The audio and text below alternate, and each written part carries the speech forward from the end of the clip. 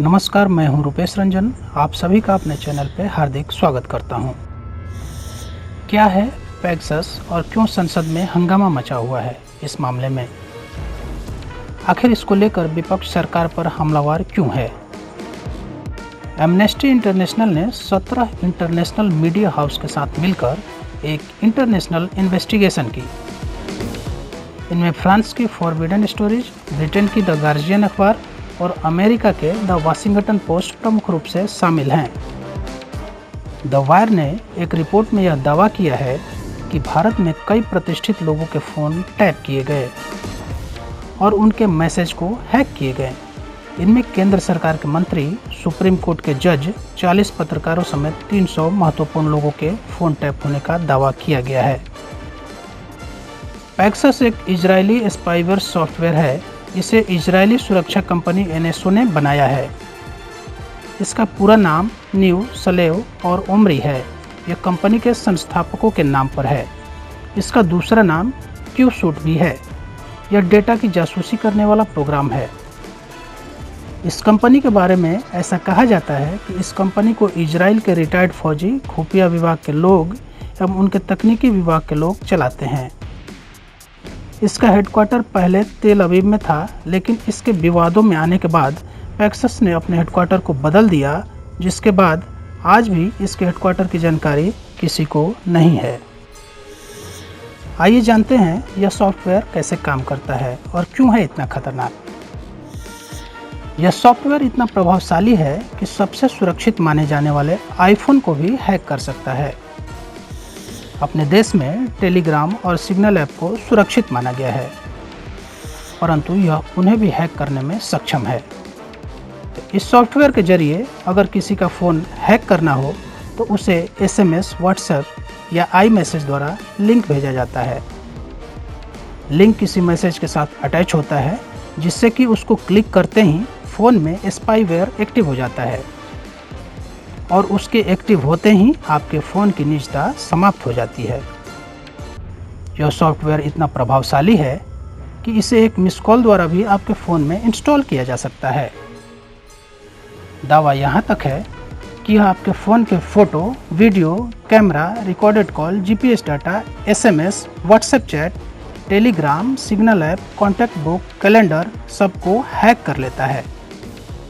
Media sources की माने तो इस सॉफ्टवेयर के माध्यम से दूर बैठा व्यक्ति आपके माइक्रोफोन और कैमरा को भी एक्टिवेट कर आपकी निजता यानी प्राइवेसी को खतरे में डाल सकता है।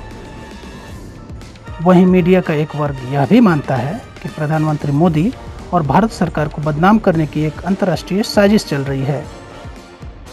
क्या सच में पेगासस के नेटवर्क में मोदी विरोधी गैंग सक्रिय है या कुछ और? बहरहाल यह एक जांच का विषय है। क्या जानबूझकर मोदी को बदनाम करने के लिए पत्रकारों के जासूसी का स्क्रिप्ट तैयार किया गया? आखिर क्या है फॉरबिडन स्टोरीज, जिसने पेगासस से पत्रकारों की जासूसी का खुलासा किया? भारत के 300 लोगों के नंबर का डेटा लीक होने का दावा किया गया, मगर जो कथित तौर पर जासूसी के आरोप लगाए गए हैं उनमें सच्चाई कम, भारत के खिलाफ इंटरनेशनल एजेंडा ज़्यादा नजर आता है।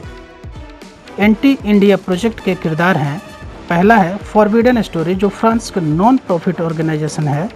दूसरा है एमनेस्टी इंटरनेशनल, जो पहले से ही भारत विरोधी एजेंडा चलाने के लिए काफ़ी पहले से बदनाम है।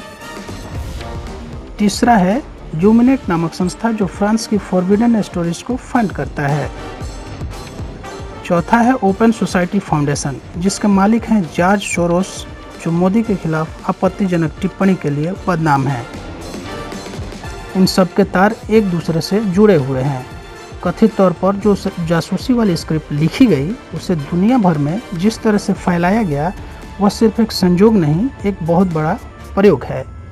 वो फॉरबिडन स्टोरीज ही है जिसने एमनेस्टी इंटरनेशनल के साथ पेगासस प्रोजेक्ट पर काम किया और बिना किसी ठोस सबूतों के सिर्फ आरोपों के आधार पर जासूसी करने वाली कहानी तैयार कर दी।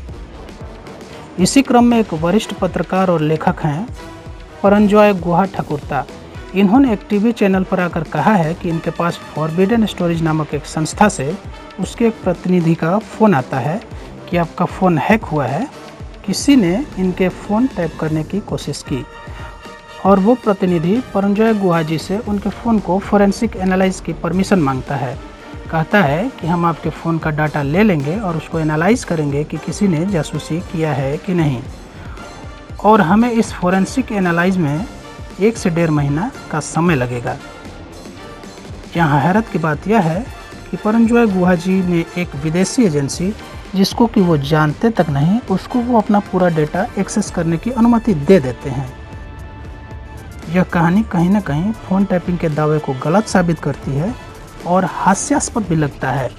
इस जासूसी कांड के विरोध में विपक्षी दलों ने कड़ा विरोध दर्ज किया है। शिवसेना के सांसदों ने लोकसभा अध्यक्ष को ज्ञापन दिया कि पूरे मामले की जांच संसद की संयुक्त समिति से कराई जाए। आम आदमी पार्टी के नेता संजय सिंह ने मांग की है कि सुप्रीम कोर्ट की निगरानी में जांच कराई जाए। तृणमूल कांग्रेस के सांसदों ने भी पेगासस जासूसी के खिलाफ विरोध प्रदर्शन किया है। कांग्रेस के बड़े नेताओं ने भी इस मुद्दे पर कड़ा विरोध दर्ज किया है। वहीं सरकार ने इन आरोपों को आधारहीन बताया और जासूसी के लगे आरोपों का खंडन किया है। सरकार का कहना है कि भारत में एक मजबूत लोकतंत्र है और सभी नागरिकों की निजता को मौलिक अधिकार के रूप में सुनिश्चित करने के लिए प्रतिबद्ध है। इसी को आगे बढ़ाते हुए personal data protection bill 2019, information technology bill 2021 लाया गया, ताकि लोगों को पर्सनल डाटा की सुरक्षा की मजबूती की जा सके और सोशल मीडिया का इस्तेमाल करने वाले को सशक्त बनाया जा सके। सरकार ने कहा, यह दावा तथ्यों से परे है और पहले से ही तय निष्कर्ष पर आधारित है और ऐसा लगता है कि आप खुद ही जांचकर्ता, वकील और जज की भूमिका में हों। फ़ोन टैपिंग की कार्रवाई राष्ट्रीय सुरक्षा से जुड़े मसलों पर तयशुदा कानूनी प्रक्रियाओं का पालन करते हुए ही किसी का फ़ोन टैप करने की इजाज़त दी जाती है। बीजेपी प्रवक्ता गौरव भाटिया का कहना है कि अगर आप आरोप लगाते हैं तो प्रमाण देने की जिम्मेवारी भी आपकी ही है। अगर किसी का फ़ोन टैप हुआ है तो यह उसके निजता का उल्लंघन है। यह मूल अधिकार है कि संविधान के अनुच्छेद 32 के अंतर्गत सुप्रीम कोर्ट जा सकते हैं। वहीं अनुच्छेद 226 आपको हाई कोर्ट जाने की अनुमति देता है। उन्होंने कहा कि जिसका भी फ़ोन टैप हुआ है, एक याचिका लगा दे, अपना फ़ोन कोर्ट के समक्ष रख दे और फोरेंसिक जांच हो जाने दिया जाए। पता चल जाएगा, दूध का दूध और पानी का पानी हो जाएगा। फिलहाल विपक्ष को एक मजबूत मुद्दा मिल गया है सरकार को घेरने के लिए। फ़ोन टैपिंग के दावों में कितनी सच्चाई है, इस पर कुछ कहना जल्दबाजी होगी।